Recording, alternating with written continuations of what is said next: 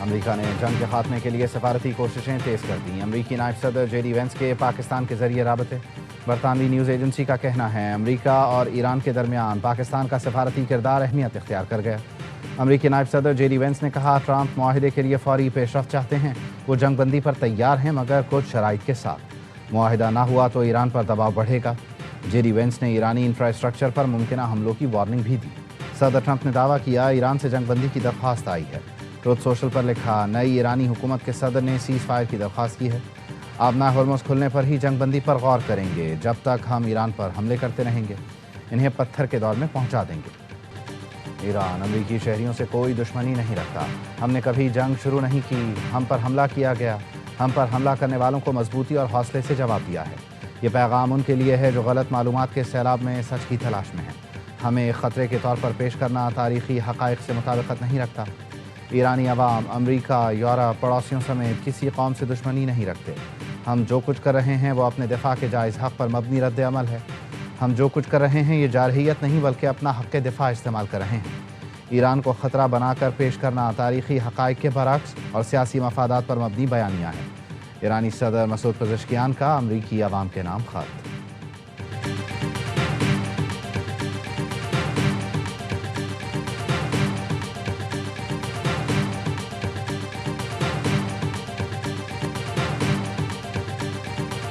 ایرانی خارجہ تعلقات کی اسٹریٹجک کونسل کے سربراہ کمال خرازی کے گھر پر حملہ۔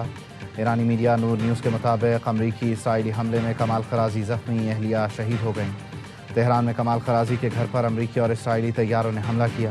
ڈاکٹر کمال خرازی کو شدید زخمی حالت میں ہسپتال منتقل کر دیا گیا۔ نیو یارک ٹائمز کے مطابق کمال خرازی نائب صدر جے ڈی وینس سے ممکنہ ملاقات کی تیاری کر رہے تھے۔ وہ پاکستان کے ساتھ رابطہ کاری کی بھی نگرانی کر رہے تھے۔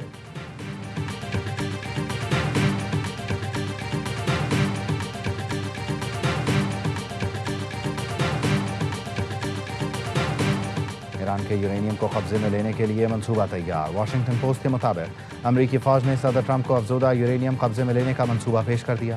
منصوبہ زمینی فورسز داخل کر کے یورینیم نکالنے پر مشتمل ہے۔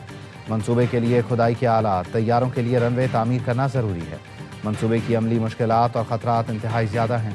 آپریشن میں یورینیم کی محفوظ منتقلی سب سے بڑا چیلنج ہے۔ منصوبہ امریکی فوج کے اعلیٰ عہدیداروں کی معلومات پر مبنی ہے۔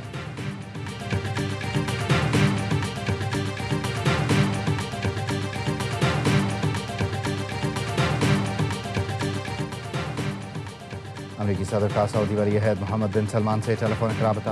مشرق وسطیٰ کی صورتحال پر گفتگو۔ امریکی میڈیا کے مطابق دونوں رہنماؤں نے ایران جنگ سے متعلق تبادلہ خیال کیا۔ ٹرمپ نے ممکنہ جنگ بندی پر ہونے والی بات چیت سے بھی آگاہ کیا۔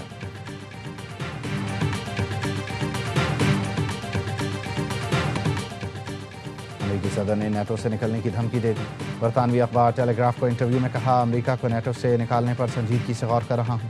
جانتا تھا نیٹو کاغذی شیر ہیں اور یہ بات پیوٹن بھی جانتے ہیں۔ ٹرمپ نے آبنائے ہرمز کھلوانے کے لیے نیٹو اتحادیوں پر دباؤ بڑھا دیا۔ یوکرین کو ہتھیاروں کی فراہمی روکنے کی دھمکی۔ صدر ٹرمپ کہتے ہیں یورپ ہرمز اتحاد میں شامل نہ ہوا تو یوکرین کو ہتھیار فراہمی روک دیں گے۔ ٹرمپ کی دھمکی کے بعد نیٹو سیکرٹری جنرل نے سفارتی رابطے فوری تیز کر دیے۔ فائنینشل ٹائمز نے رپورٹ میں لکھا عالمی سیاست اور سیکورٹی صورتحال مزید پیچیدہ ہو سکتی ہے۔ برطانیہ میں ہرمز کھولنے کے لیے اتحاد پر مشاورت شروع۔ The conflict in the Middle East has now entered a second month, and while we're working at pace for de-escalation and peace, it is now clear that the impact of this war will affect the future of our country. This is not our war. We will not be drawn into the conflict. That is not in our national interest. برطانیہ کو ایران جنگ میں گھسیٹنے کی اجازت نہیں دیں گے۔ برطانوی وزیر اعظم کا پھر دو ٹوک اعلان، کہا ایران جنگ ہمارے مستقبل کو متاثر کرے گی۔ فرانس کے صدر نے بھی ٹرمپ کی تنقید مسترد کر دی۔ جنگ میں شرکت سے صاف انکار کرتے ہوئے کہا جنگ شروع کرنے سے پہلے فرانس سے مشاورت نہیں کی گئی تھی۔ جاپانی وزیر اعظم نے کہا ملکی ضروریات کا 90% تیل مشرق وسطیٰ سے حاصل کرتے ہیں، اس لیے خطے میں کشیدگی کم کرنا اولین ترجیح ہے۔ پولینڈ نے بھی امریکی اور اسرائیلی درخواست مسترد کر دی۔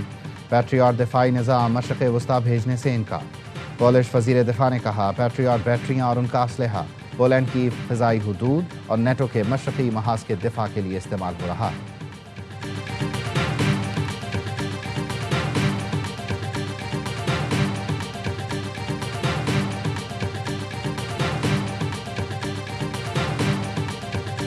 تہران میں شکریہ پاکستان کے نعرے، ریلی کے شرکاء نے پاکستان سے والہانہ محبت کا اظہار کیا۔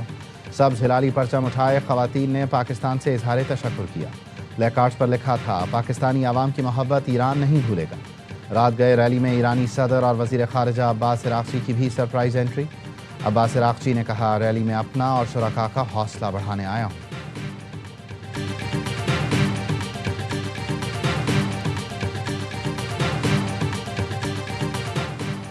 ایران جنگ کے خاتمے کا پاک چین 5 نکاتی منصوبہ، چین نے دیگر ملکوں کو بھی امن منصوبے میں شمولیت کی دعوت دے دی۔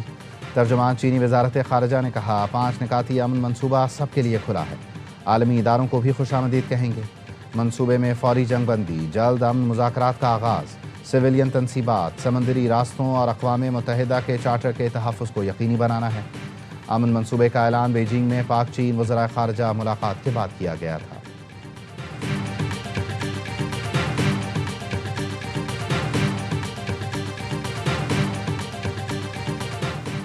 پاکستان کے ذمہ دارانہ موقف اور سفارتی اقدامات کو سراہتے ہیں۔ پاکستان میں سعودی سفیر کا ویڈیو پیغام، کہا، حکومت پاکستان کے اقدامات بحران کو پرامن طریقے سے حل کرنے کی کوششوں کے عکاس ہیں۔ انسانی اصولوں پر قائم رہنا ہی امن و سلامتی کے تحفظ کا بہترین راستہ ہے۔ نواف بن سعید المالکی نے کہا، خطے میں استحکام سب کی مشترکہ ذمہ داری ہے، مستقبل کے تحفظ کے لیے عالمی قوانین کا احترام ضروری ہے۔ پاسداران انقلاب کی آپریشن وعدہ صادق چہارم کی 79ویں لہر یا حیدر کرار کا آغاز، اسرائیل کے مرکزی علاقوں پر میزائل حملے، پاسداران انقلاب ایران کا شمال سے جنوب تک میزائل اور ڈرون حملے جاری رکھنے کا اعلان، ایران کے خلیج میں امریکی ٹھکانوں پر تابڑ توڑ حملے، پاسداران انقلاب نے تازہ کارروائیوں میں 100 سے زائد میزائل اور ڈرونز استعمال کیے، پاسداران انقلاب نے UAE کے قریب امریکی فضائی دفاعی ریڈار سسٹم تباہ کرنے اور خلیج فارس میں اسرائیلی آئل ٹینکر کو نشانہ بنانے کا دعویٰ کیا۔ بحرین میں امریکی 5th فلیٹ کے قریب خفیہ ٹھکانے پر حملے میں کئی سینئر امریکی فوجی افسروں کے ہلاک اور زخمی ہونے کا بھی دعویٰ۔ کویت میں امریکی ہیلی کاپٹر یونٹ پر حملہ، ایک امریکی ہیلی کاپٹر تباہ ہو گیا۔ بحرین میں بھی امریکی فوج کی موجودگی والے مقامات کو نشانہ بنایا گیا۔ ایرانی میزائل نے قطر انرجی کے آئل ٹینکر کو نشانہ بنایا، حملے سے جہاز کو نقصان پہنچا۔ اسرائیلی فوج کا القدس فورس کے اہم عہدیدار مہدی وفائی کو نشانہ بنانے کا دعویٰ، گزشتہ روز محلات پر حملے میں نشانہ بنایا گیا۔ تہران پر حملوں میں حکومتی انفراسٹرکچر کو نشانہ بنایا گیا۔ بوشہر میں موسمیاتی سہولت سینٹر پر حملے میں 2 افغان ورکر زخمی ہوئے۔ اصفہان میں مبارک اسٹیل انڈسٹریز کو نشانہ بنایا گیا۔ چہار محل اور بختیاری میں اسٹیل کمپلیکس پر فضائی حملہ ہوا۔ ایران کے بھی اسرائیل پر حملے، وسطی اسرائیل میں 4 مقامات پر میزائل کے ٹکڑے گرے۔ تل ابیب میں امریکی سفارت خانے کے قریب بھی میزائل کا ملبہ گرا۔ ایران کے کلسٹر بم حملے میں 25 افراد زخمی۔ اسرائیلی وزارت صحت کا کہنا ہے 24 گھنٹوں میں 104 اسرائیلی زخمی ہوئے۔ لبنان میں حزب اللہ اور اسرائیلی فورسز میں جھڑپیں جاری، بیروت کے جنوبی علاقوں پر اسرائیلی طیاروں نے بمباری کی، 7 افراد شہید، 21 سے زائد زخمی ہو گئے۔ IDF نے اسرائیلی بحریہ کے حملے میں حزب اللہ کے اہم کمانڈر یوسف اسماعیل ہاشم کو شہید کرنے کا دعویٰ کیا۔ حزب اللہ نے القنطارہ میں اسرائیلی فوجیوں اور گاڑیوں پر راکٹ فائر کیے۔ حیفا کی ملٹری انڈسٹریز کمپنی اور صفات کے کیمپ پر بھی راکٹ داغے گئے۔ جنوبی لبنان میں اسرائیلی ڈرون مار گرایا گیا۔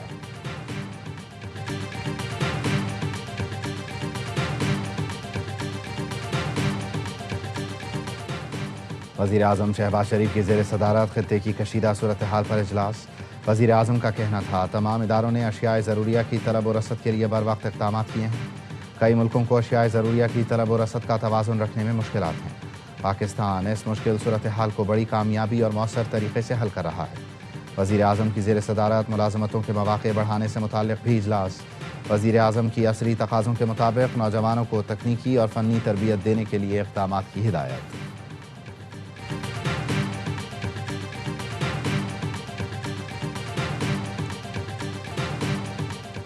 نائب وزیر اعظم UAE اور ولی عہد دبئی شیخ حمدان کا ڈیجیٹل دبئی کا دورہ، ڈیجیٹل ٹرانسفارمیشن کے اسٹرکچر منصوبوں کا جائزہ لیا۔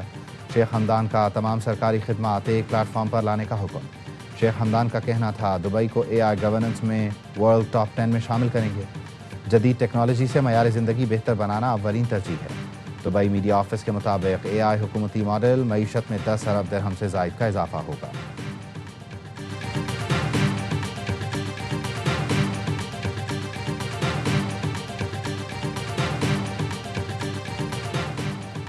پاکستان اور افغانستان کے درمیان سفارتی بات چیت چین کے شہر ارومچی میں جاری۔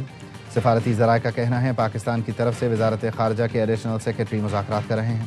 پاکستان بات چیت کے لیے تیار ہے مگر دہشت گردی کے ٹھکانوں کو نشانہ بنانے کی پالیسی تبدیل نہیں ہوگی۔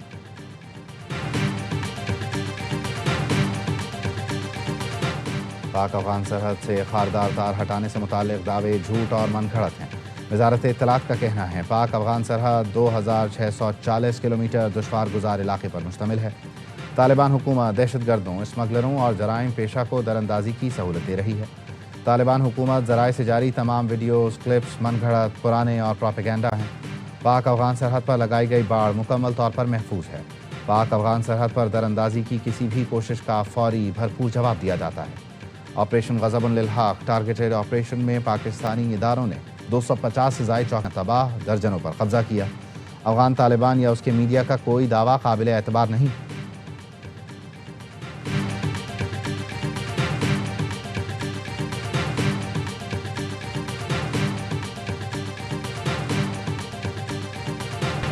امریکی سپریم کورٹ میں پیدائشی حق شہریت کو محدود کرنے کا مقدمہ۔ صدر ٹرمپ مقدمے کی کارروائی کے زبانی دلائل سننے سپریم کورٹ پہنچ گئے۔ پیدائشی حق شہریت محدود کرنے کے صدارتی ایگزیکٹو آرڈر کو کئی امریکی تنظیموں نے عدالت میں چیلنج کر رکھا ہے۔ سپریم کورٹ کے باہر صدر ٹرمپ کے خلاف احتجاج، مظاہرین کا پیدائشی حق شہریت برقرار رکھنے کا مطالبہ۔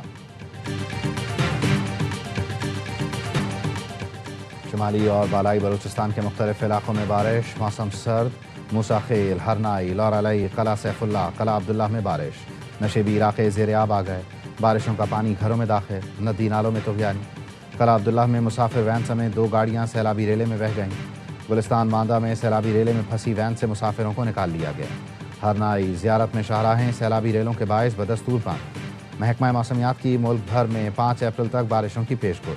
آزاد کشمیر اور بالائی علاقوں میں برف باری کا بھی امکان۔ کراچی سمیت سندھ کے مختلف شہروں میں کل سے گرج چمک کے ساتھ بارشیں متوقع۔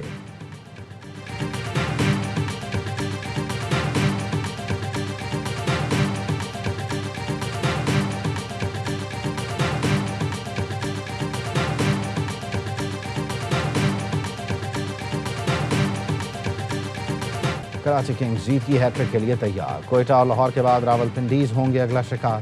HBL-PSL 11 میں کراچی کے شیر آج راولپنڈی سے 2-2 ہاتھ کریں گے۔ پہلے میچ میں اسلام آباد یونائٹڈ کا مقابلہ کوئٹہ گلیڈیٹر سے ہوگا۔ اسلام آباد کو ٹورنامنٹ میں پہلی جیت کی تلاش۔ کوئٹہ کی ٹیم 2 میچ کھیل کر 1 کامیابی حاصل کر چکی ہے۔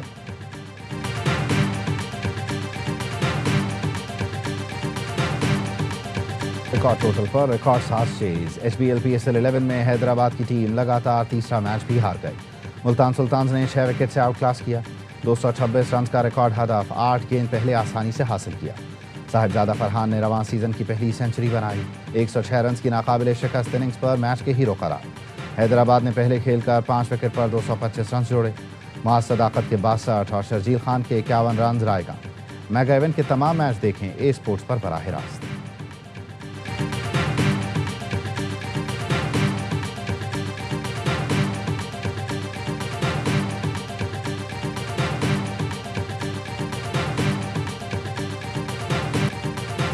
حیدرآباد نے ٹاس جیت کے جس طرح بیٹنگ کری، معاذ صداقت کا آپ نے بولا اور شرجیل کا آپ نے بتایا، میرا خیال ہے ان کا کپتان جنہیں بنایا گیا نا وہ ٹیم پہ بوجھ بن رہا ہے۔ فرحان پہ بتائیں آپ کے میچ وننگ 100 اور مزہ بھی آیا بیٹنگ دیکھنے کا، اور آج دونوں طرف سے بیٹنگ بہت زبردست نظر آئی ہے۔ حیدرآباد نے شاندار بیٹنگ کی، معاذ صداقت کی لاجواب پرفارمنس سب نے دیکھی مگر حیدرآباد کا کپتان ان پر بوجھ بن گیا ہے۔ باسط علی کا ہر لمحہ پرجوش میں تجزیہ، کہا حیدرآباد کی ٹیم انتظامیہ شرجیل کو پروموٹ کرے، وہ باصلاحیت کھلاڑی ہے۔ کامران اکمل بولے دونوں طرف سے شاندار بیٹنگ دیکھنے کو ملی، میچ کا مزہ آیا۔ فرحان نے میچ وننگ اننگز کھیلی، معاذ اور شرجیل نے پریشر میں اچھی بیٹنگ کی۔ اداکارہ دانیہ انور بنی مہمان، کھیلا معصومانہ کھیل، کیا وسیم بادامی کے معصومانہ سوالات کا سامنا۔ عادی اور مصطفیٰ چودھری نے دلچسپ چٹکلوں سے سب کو خوب ہنسایا۔